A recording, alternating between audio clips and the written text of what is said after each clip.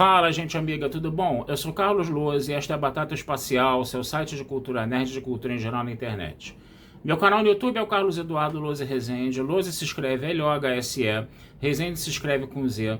Se inscreva no canal, toque o sininho das notificações para saber quando tem vídeo novo, curta, compartilhe, comente. Venha participar das nossas discussões sobre cinema, séries, cultura e outras coisinhas mais, tá? E hoje eu quero trazer um filme especial, tá? O Valor Sentimental, tá certo? Um filme que foi bem badalado no Festival do Rio, tá indicado para 8 Globos de Ouro, tá? Pode vir forte no Oscar aí, né? Embora seja um filme em língua estrangeira, né? Produzido, acho que se não me engano, na Noruega, mas também com coproduções ali da Suécia, acho que da Bélgica também, daquela região ali, tá? E ele tem a atriz Renate Reinsve, né? O Stellan Skarsgård e a Elle Fanning, e é um filme dirigido pelo Joachim Trier, né? No caso, né? Então, para eu poder falar desse filme aqui, vou ter que dar spoilers, como eu sempre faço, tá? E do que se trata esse filme, gente? Qual é o plot desse filme? O filme fala de uma família, tá? Que vive numa casa. Essa família já vive nessa casa há várias gerações, né? O filme começa com os tataravós dessa família, né? Dizendo que como é que eles viveram lá, aquela coisa toda. A própria casa é uma personagem do filme, no final das contas, né? Até que a gente chega à família em questão, cujo pai é um cineasta, que é o Gustav, né, que é interpretado pelo Stellan Skarsgård, né, e ele tem duas filhas, a Nora e a Agnes, tá? E o que acontece? Ele é um pai que tem... o casamento, né, é um casamento altamente conflituoso, que tem muitas brigas, coisa e tal, até um dia que o Gustavo vai embora, né, e deixa as duas filhas completamente ao Deus dará, né? Ele é um pai totalmente ausente, o que traumatiza demais essas duas filhas, principalmente a Nora, tá? Que inclusive, né, ela é muito problemática, ela não consegue conversar com o pai, esse negócio todo, badati, patatá, e aí ela leva a vida dela de atriz de teatro, enquanto o pai continua na carreira de cineasta. Até que um belo dia o pai volta do nada, né? Ele praticamente volta do nada, né? E ele chama, né, a Nora para trabalhar como atriz num filme dele, que é um filme praticamente, né, escrito em cima da vida da Nora. Mas a Nora, pô, tipo assim, a gente, toda vez que a gente conversa, a gente briga, a gente não consegue conversar, a gente briga, e você agora me chama para ser atriz de um filme onde o filme é sobre mim, você conhece alguma coisa de mim, não sei o que, coisa e tal, e não vou aceitar esse papel de jeito maneira. E se mandou, brigou com o pai mais uma vez e se mandou. Aí o que o pai faz? O pai vai procurar uma atriz americana, né, que é interpretada pela Elle Fanning, né, e vai começar a rodar o filme. Então o filme ele tem duas frentes paralelas. Ele tem uma história A e uma história B, vamos dizer assim, né. A história B vai mostrando a trajetória da Nora, né, ela fazendo as peças de teatro dela, ela lidando com os traumas dela, coisa e tal, né. Enquanto que a outra história vai mostrando, né, o Gustavo fazendo o filme com a atriz interpretada pela Elle Fanning, coisa e tal, né. E todas as dificuldades que você tem ali, né, de fazer esse filme, porque a personagem da Elle Fanning não consegue entender direito, né, a cabeça daquela personagem que ela está interpretando, né. E o filme também não deixa muito claro se o Gustavo está fazendo um filme sobre a filha dele ou sobre a mãe dele. E também tem papos de suicídio ali, tendências suicidas no meio, né, como se a mãe dele tivesse se suicidado, mas na verdade ela não se suicidou, né. E de onde apareceu aquela história de suicídio no filme, se ele está praticamente fazendo um filme de uma situação familiar, né? Então a coisa foi transitando por ali, né? E você tem idas e voltas no filme contando a história pregressa da família também. Então você vai ter um filme assim em várias frentes, né?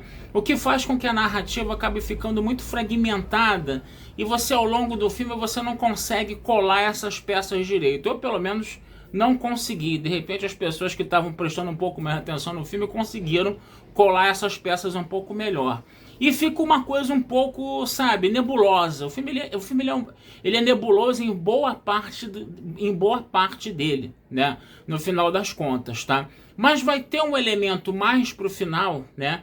Que vai concatenar tudo isso, né? Isso aqui é bem interessante, que vai surgir justamente no momento em que as duas irmãs conversam, né, sobre o roteiro, porque vai chegar uma hora que o Gustavo vai querer que o neto dele também participe no filme, né, o filho da Agnes, né, e a Agnes que já participou no filme dele quando era criança e depois virou o centro das atenções e depois viu ele desaparecer, não queria que isso se repetisse com o filho. E aí ela não queria que o filho dela, que o neto dele, trabalhasse no filme, né? Mas assim mesmo ela leu o roteiro e aí ela começou a perceber como o roteiro falava, né, do íntimo da Nora, de todas as angústias da Nora, aquele negócio todo, né, e que mostrava que ele conhecia a Nora muito mais, né, do que a Nora imaginava, apesar de ser um pai muito distante, muito ausente. Isso é que no final das contas acaba amarrando bastante o filme, né? Outra coisa que o filme também trabalha, que é bem interessante, que deve ter chamado a atenção de muita gente, né, mas que não é uma novidade isso, tá certo? É você pegar partes do filme onde você está vendo determinadas situações, tá? Mas que você pensa que fazem parte do filme. Por exemplo, você vê a Nora, depois que ela passa por alguma decepção, você vê a Nora chorando num quarto aos prantos, aos prantos, aos prantos. Você fica, pô, tadinha da Nora, né? Ela tá lá traumatizada, ela com o passado dela, com as decepções da vida dela, ela perdeu o namorado, coisa e tal, essas coisas todas. Mas na verdade o que está acontecendo? Ela está ensaiando uma peça de teatro. Então quer dizer, você está vendo o ensaio de uma peça de teatro dentro do filme que parece uma situação, né, do filme, tá? Da história do filme e não da encenação da peça de teatro. E isso é feito mais de uma vez no filme, inclusive, né, bem ao final derradeiro do filme também, né? Só que isso, gente, o Truffaut já fez em O Último Metrô. Tá? O Truffaut também, ele colocava situações que você estava vendo o filme, parecia que elas eram da história do filme, mas na verdade era uma encenação de uma peça de teatro dentro do filme, né? Que não tinha nada a ver com a história do filme realmente, ou quer dizer, tinha a ver, mas não tinha, entendeu? Quer dizer, a coisa parecia estar encaixadinha na história do filme, mas na verdade é um elemento exterior, né, à história do filme, né, que até espelhava, né, o que poderia ter acontecido no filme também, né. Então talvez isso tenha chamado bastante a atenção das pessoas, né, mas não é novidade, tá? Isso daí já foi feito, tá, pelo Truffaut em O Último Metrô. Então o grande barato do filme, de repente, é isso também, é uma coisa que deve ter chamado a atenção muita atenção das pessoas por causa disso também no filme, tá? Agora, é o tal negócio. Eu vou dizer, as pessoas falaram que era um filme maravilhoso, sensacional, super maneiro, coisa e tal. Aí você bota o sarrafo lá no alto da expectativa, né?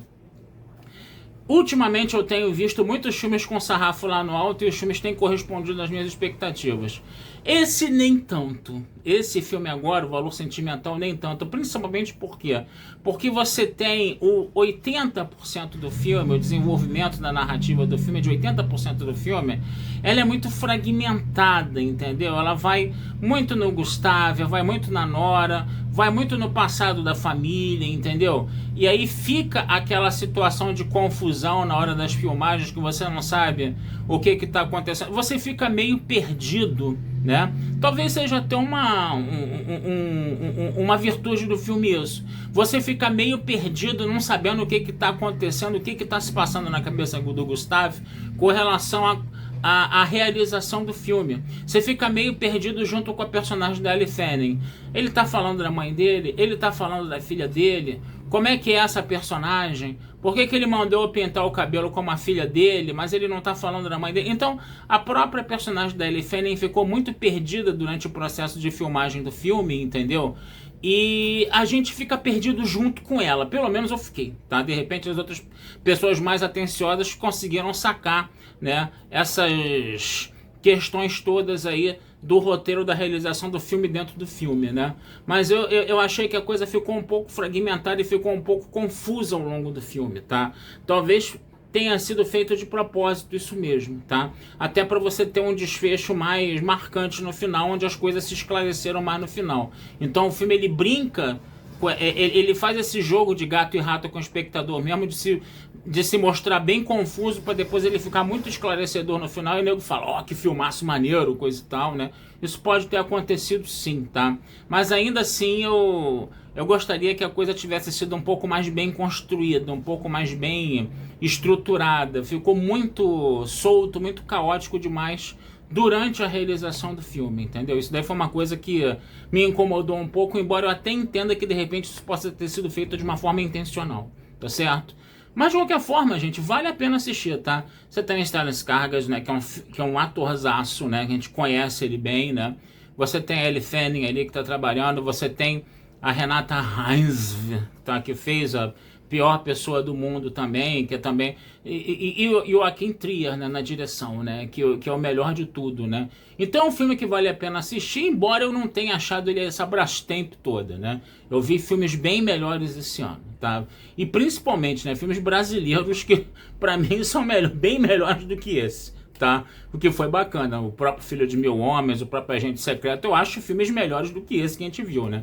É claro que tem uma questão toda cultural nisso aí também, né? Que a nossa cultura, né? A gente já, né, olha com outros olhos, né? Mas de qualquer forma, eu ainda achei esses filmes brasileiros melhores do que Valor Sentimental. Mas Valor Sentimental é um filme bom, vale a pena assistir, tá? Não é aquela coisa sensacional, maravilhosa, mirabolante não, tá? Mas vale a pena assistir, vale a pena... Se ele for premiado, vai receber premiações, vão ser merecidas. Tá certo, gente? Vou ficando por aqui, tá? Desejando a vida longa e próspera. Meu canal no YouTube é o Carlos Eduardo Lousa Rezende, meu site é o batataespacial.com.br e futuramente vamos conversar sobre mais filmes aí com vocês, tá bom? Um abração, fui e até a próxima.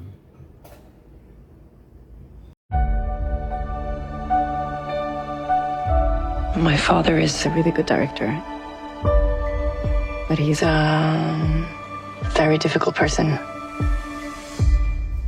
We can't really talk.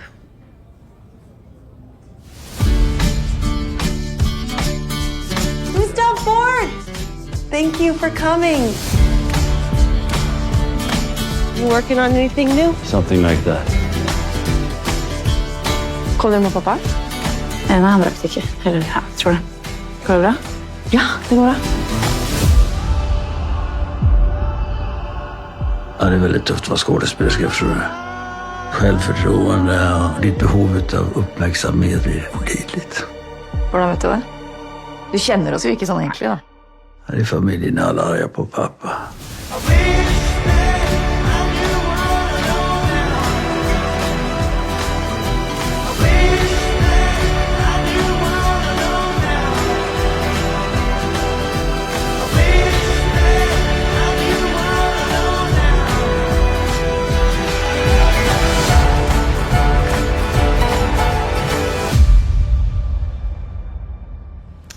Hej pappa.